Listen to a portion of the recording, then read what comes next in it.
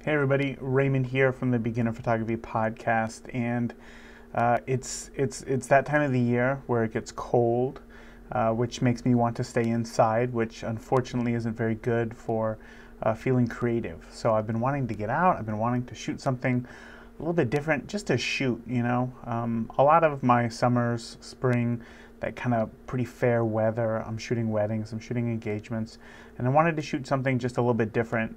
Because it always seems like this time of the year when I have that creative bug inside that's just eating away, I tend to be watching YouTube videos, and the YouTube photography videos that I watch are usually from film photographers. I always find that medium film is always so interesting for a few reasons.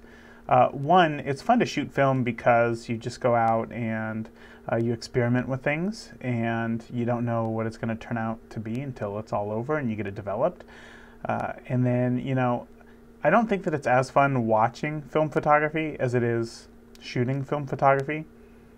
Probably because you don't have that weight, right, when it comes to film photography. And since you're not the one taking the photo, you just kind of see how it turns out.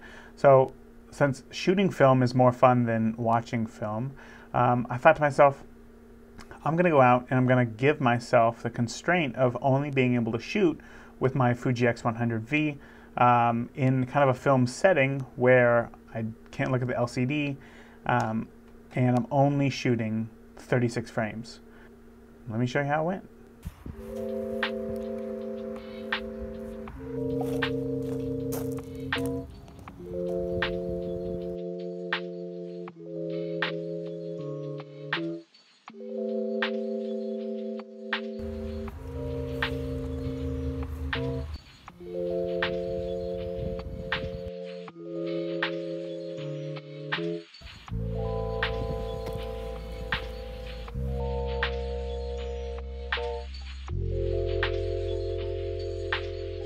This actually is my first time looking at the images here. I think, what's really interesting, right after I imported all the photos, and I'm looking at this, this gallery right here of the images that I took, I think one thing is very clear, and that is, they all kind of have this very similar color palette, which is white and brown and muted red. And looking at all the photos, I think it's really interesting. Obviously, you're going to get that when the snow. There's heavy white, brown from trees, brush, and then red from brick buildings, which is what we got here. And overall, I really like it.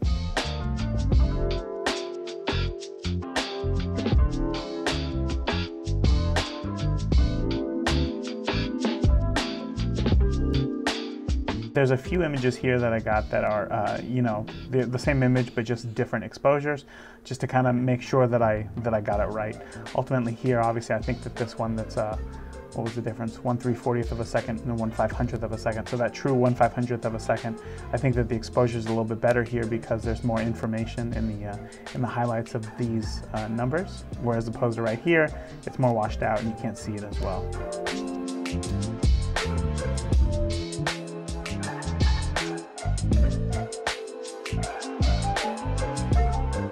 As I said, I was really trying to go out and give myself that limitation of, only shooting a set amount of images, not looking at the, at the LCD, not looking at the images after I took them, but just trying to rely on the light meter. And I think what I went out with the intention of doing, trying to push myself, was obviously when you're shooting something as bright as snow, an image like this, the light meter, when it says that the image is properly exposed, is really going to turn out gray, right? It's probably going to turn out something like that, right? Probably 2 full stops, maybe a stop and a half. And shooting in very bright conditions, you have to, train your eye to see, oh, well, if most of this image is white, I have to technically overexpose the image compared to what the light meter says here to be able to get a more accurate exposure of what it truly looks like. And on the day, yesterday was very bright because there was a lot of reflective snow. Now, do I think that this is a proper exposure? Probably not, probably maybe something closer to that. But I still think that it's a lot closer than what it would have been if I would have shot it at, whatever the camera said was the correct exposure.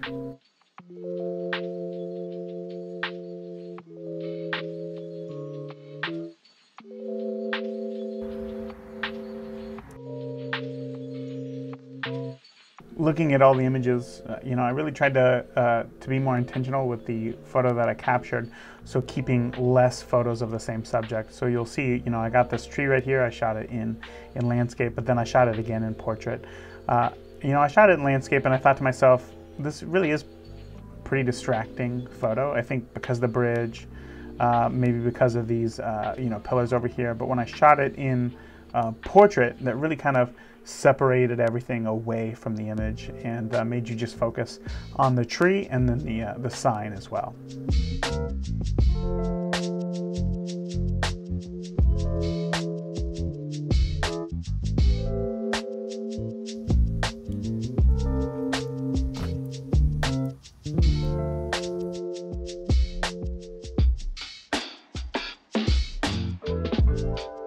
So I really wanted this to be like a 36 frame type challenge, right?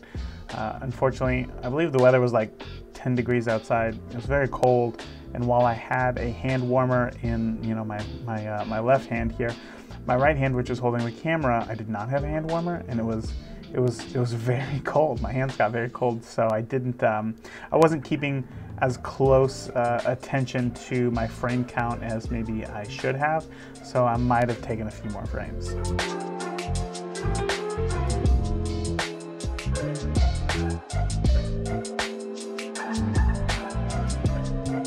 If I had to pick a favorite photo from, you know, the whole probably 45 minutes that I was out shooting, it's probably this one right here. I feel like it is the simplest, it is the cleanest, it looks the most organic, and at the same time, like, there's really good patterns in it, and there's something about the image that just is very pleasing to my mind. This town is an old manufacturing town, and therefore there's a lot of, once manufacturing you know, jobs moved out, so did pretty much the local economy, and therefore there's a lot of rundown and abandoned houses. So you can see, you know, in situations like this where there is, you know, broken bricks, you know, and just like bad patch jobs, but then also lots of abandoned houses. There's always something interesting about rundown houses because, you know, we think of a house as a form of, like, you know, you own something. It's a form of wealth to yourself. And to see something that, you know, somebody could live in, you know, run down with wood boarded up on the windows is it's just very interesting. It's very interesting. However, I don't think that this photo did any justice whatsoever. And if I had to pick my least favorite photo out of the, you know, entire time, it would be this shot right here. I really thought that if I could get up closer and get maybe a little bit more detail, it would stand out more, but unfortunately it just didn't, you know, I just couldn't get a good angle. It just didn't work the way that I wanted it to.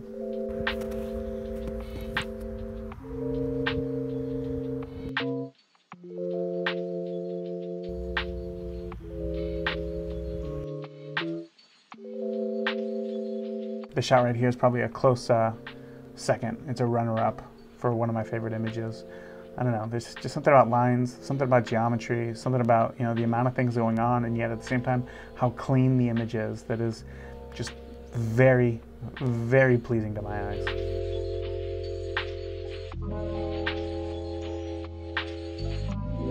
I also want to highlight this image right here, or I guess this series of images. You know, we got this shot of this basketball hoop right here in front of this playground. It's not a bad shot, but just by simply, you know, turning the camera a little bit, I wanted to start off with this shot because I thought that it would be more pleasing to the eye, it'd be less distracting as far as the things that were going on with that tree in the background. But I really think that this shot works a little bit better. I'm not sure why. Probably just the you know, the lines that it has that lead up to the basketball hoop rather than this shot right here.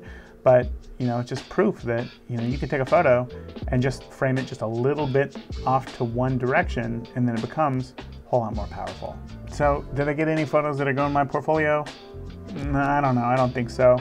You know, really the whole point of this exercise was just to get out and just really take some photos. Like, that was it. You know, have some fun and look around and really use my eyes to try to see something that is in front of the camera. And when you have these long winter months, you know, you can lose that. So I really wanted to just get out and just shoot. Am I happy that I did it, even though I don't have anything for my portfolio? Absolutely. You know, getting out to shoot it's fun, even if, you know, you might get frostbite.